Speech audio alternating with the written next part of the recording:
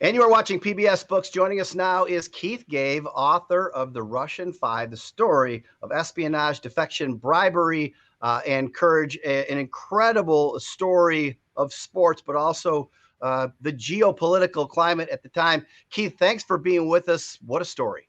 My pleasure, Fred. Thanks for having me.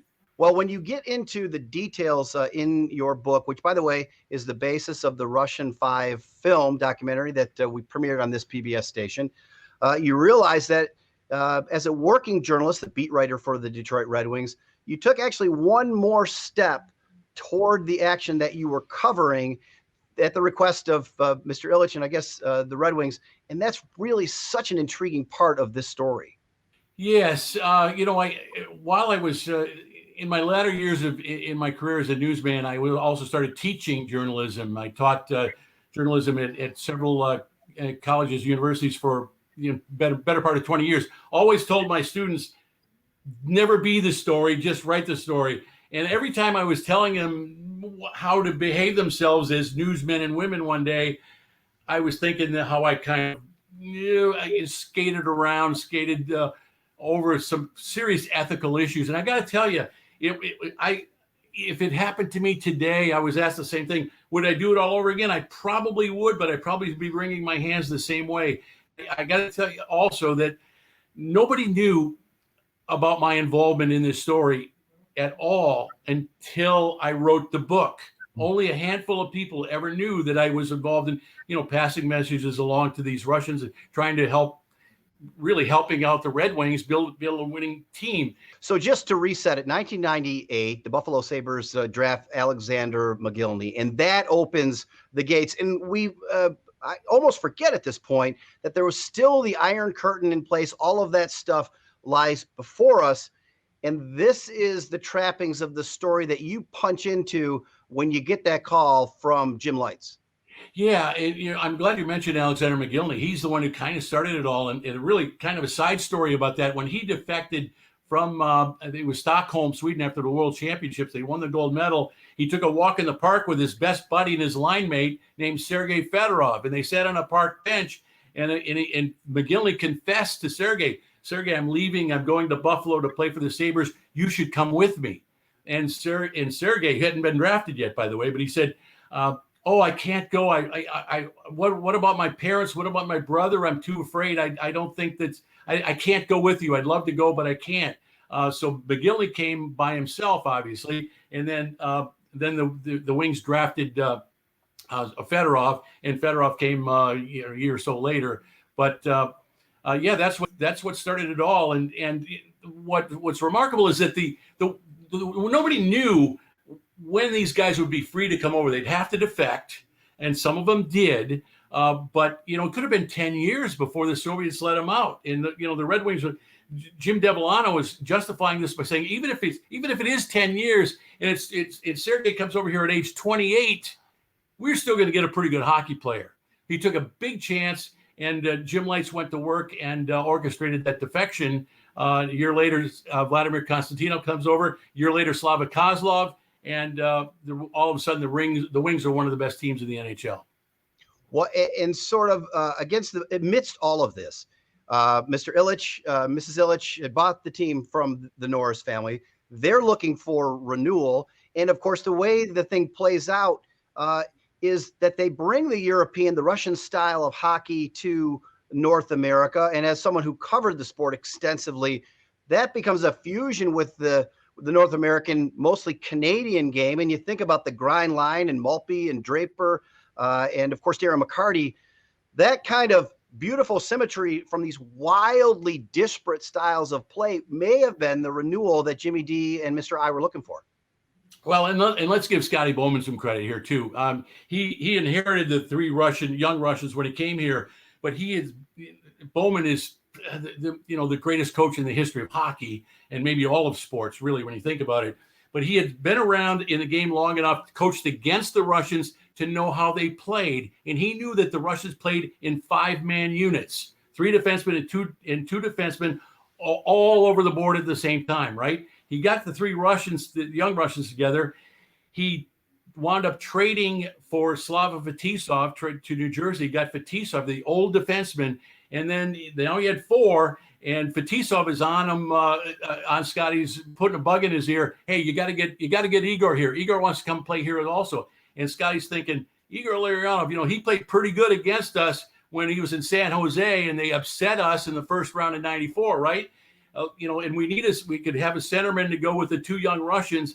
And so he traded a 50-goal scorer and Ray Shepard to get Igor Larionov. Now he's got 5. Now they come to Detroit. And he essentially says, look, I'm not going to bother you guys too much. When I throw you on the ice, do what you do. Just do what you do. Have some fun with it and go. And that night, October 27th in 1995 in Calgary, when all 5 Russians jumped over the boards at the same time, changed the way the game was played in the NHL forever. Made it a much more beautiful game. Right, Fred? Well, absolutely. And of course, it changed the fortunes of those Detroit Red Wings Absolutely. who had for so long languished with subpar coaches and teams and season. Even while they had some good players along the way, the Russian 5 and the rest of the complement led by Steve Yzerman, all of it a team made. Listen, I would love to give Scotty Bowman credit. I just wouldn't know where to start. That area is so rich. I want to ask you about the accident. And when you think about story arc, certainly made for a book, that was one that really the town was as high as it could be. And then that one evening became so deflated, but also gave some forward inspiration for those who were left behind. Well, absolutely. The fact that it wound up being Vladimir Konstantinov, who was injured, whose life and career were altered forever, and the fortunes of the Red Wings were altered forever. They won another Stanley Cup the next year, and he was the inspiration for it. But had he not been injured and ended his career, would the Red Wings have won more Stanley Cups? Absolutely. Probably 1 or 2 or 3 more, maybe.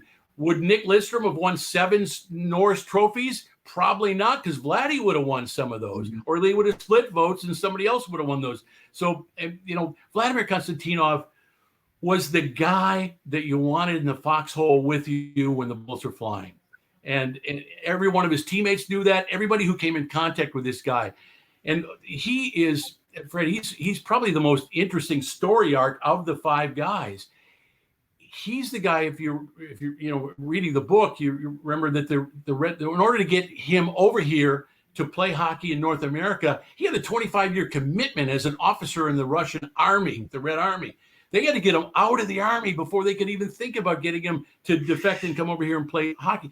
So how did they get him out of the army? They faked cancer. They bribed a bunch of doctors and faked cancer so that he could get out of the army, and now they could get him, into Detroit to play hockey. Had he tried to defect and came over here as a AWOL from the military, he would have been considered a criminal, and he wouldn't be able to get a work visa in the United States. So he has by far the most interesting story.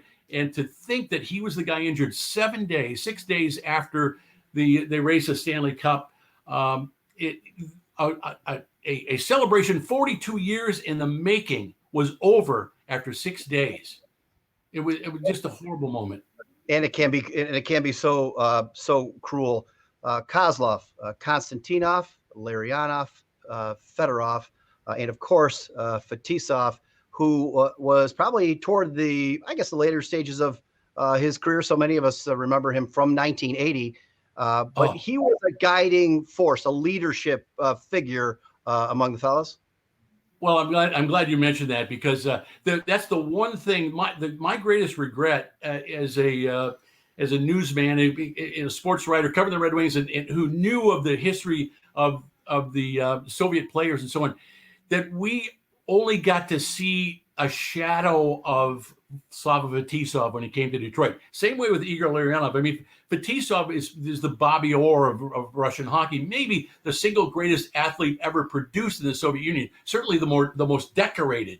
And Igor Larionov is Russian for Wayne Gretzky. These two guys were the 2 very best players that Soviet hockey ever produced. We have them in Detroit now. The sad thing is we get them toward the end of their careers. We didn't get to see all the magic that they could have that they showed throughout their careers.